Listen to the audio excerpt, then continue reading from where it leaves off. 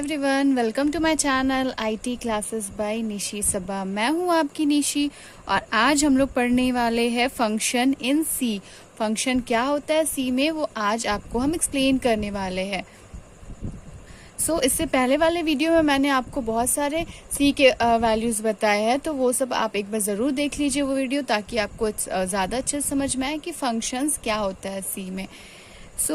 Let's start. What is function? Full explanation. Full explanation means इसमें हम लोग क्या करेंगे, टाइप्स देखेंगे, देन उसके बाद इसमें हम लोग इसका प्रोग्राम भी देखेंगे ताकि आपको ज़्यादा अच्छे समझ में आए।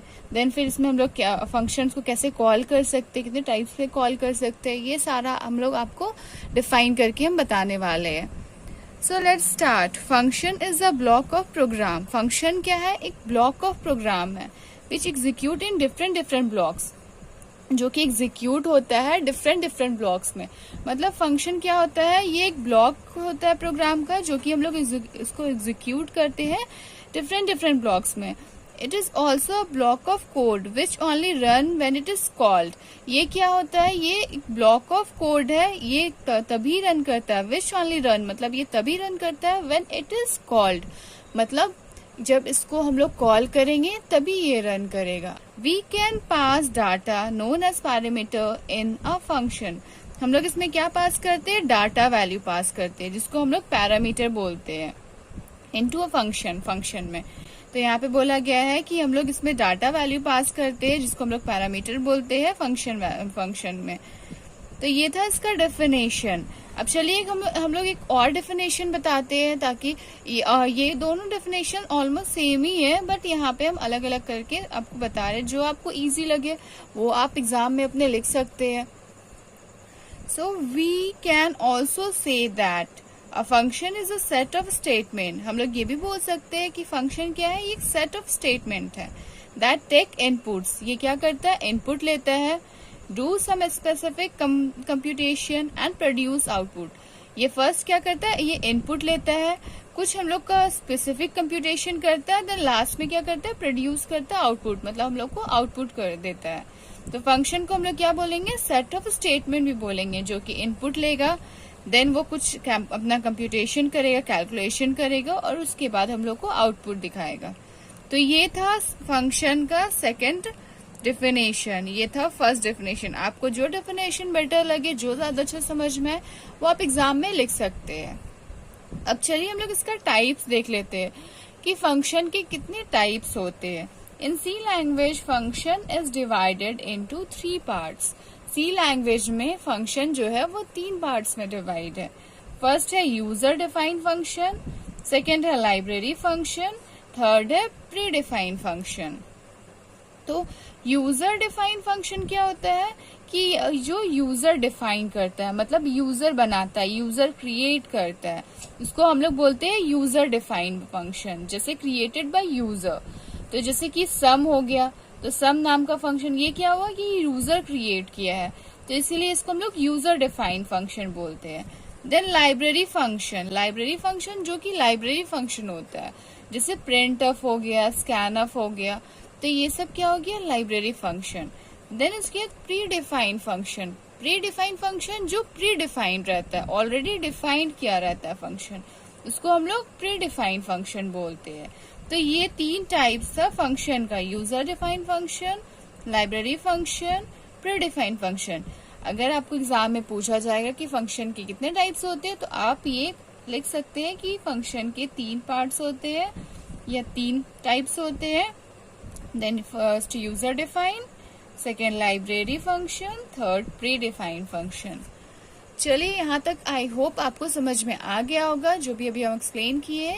चलिए आगे हम लोग देखते हैं कॉलिंग ऑफ फंक्शन, मतलब फंक्शन को हम लोग कैसे कॉल कर सकते हैं। तो फंक्शन को हम लोग 2 टाइप्स में कॉल कर सकते हैं। फर्स्ट है कॉल बाय वैल्यू और दूसरा है कॉल बाय रेफरेंस। तो ये दोनों टाइप से हम लोग फंक्शन को कॉल कर सकते हैं। फर्स्ट क्या है, कॉल बाय वैल्यू।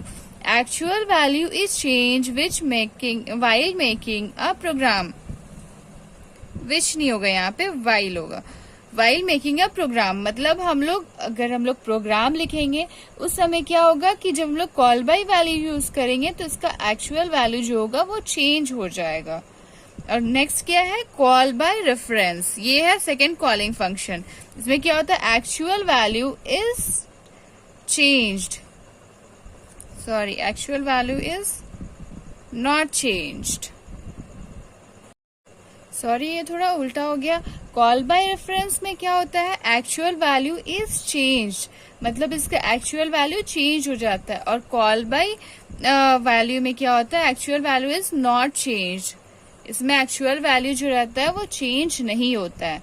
तो ये हम थोड़ा उल्टा बोल दिए थे आपको, तो ये आप एक बार ध्यान से देख लीजिए फिर से कि कॉल बाय वैल्यू में क्या होता है, actual value is not change, actual value इसका चेंज नहीं होता है वाइल मेकिंग अ प्रोग्राम लिखते समय। और कॉल बाय रेफरेंस में क्या होता है, actual value is change, actual value इसका चेंज हो जाता है वाइल मेकिंग अ प्रोग्राम, जब हम लोग प्रोग्राम बनाते हैं तो इसका एक्चुअल वैल्यू चेंज हो जाता है। तो ये दो कॉलिंग फंक्शन था जिससे हम लोग फंक्शन को कॉल कर सकते हैं। नाउ इसका हम लोग सिंटैक्स देख लेते हैं। सिंटैक्स इसका क्या है, वॉइड फंक्शन नेम, यहाँ पे क्या होगा, हम लोग कोई भी फंक्शन का नेम लिख सकते हैं। देन उसके बाद ये क्या है, ये फंक्शन डिक्लेरेशन है, ये वाला पार्ट को हम लोग बोलते हैं function declaration. Then void main हम लोग का है। देन फंक्शन नेम, यहाँ पे क्या करेंगे, फंक्शन का नेम लिखेंगे, तो ये हो गया फंक्शन डिक्लेरेशन। देन उसके बाद curly braces close, then void function, यहाँ पे वॉइड फंक्शन लिखेंगे, तो ये भी क्या हो गया, फंक्शन डिक्लेरेशन हो गया। Then curly braces close. तो ये था इसका सिंटैक्स। फर्स्ट क्या था, वॉइड फंक्शन, जिसमें फंक्शन नेम रहेगा, यहाँ पे फंक्शन का नेम लिखेंगे। देन वॉइड मेन, देन इसके अंदर आएगा, देन फंक्शन नेम, यहाँ पे हम लोग का फंक्शन का नेम रहेगा। Then curly braces close, then फिर दोबारा से यहाँ पे वॉइड फंक्शन क्रिएट करेंगे। तो ये था हम लोग का सिंटैक्स। सो ये था सिंटैक्स और ये था calling of function. I hope आपको यहाँ तक समझ में आ गया होगा।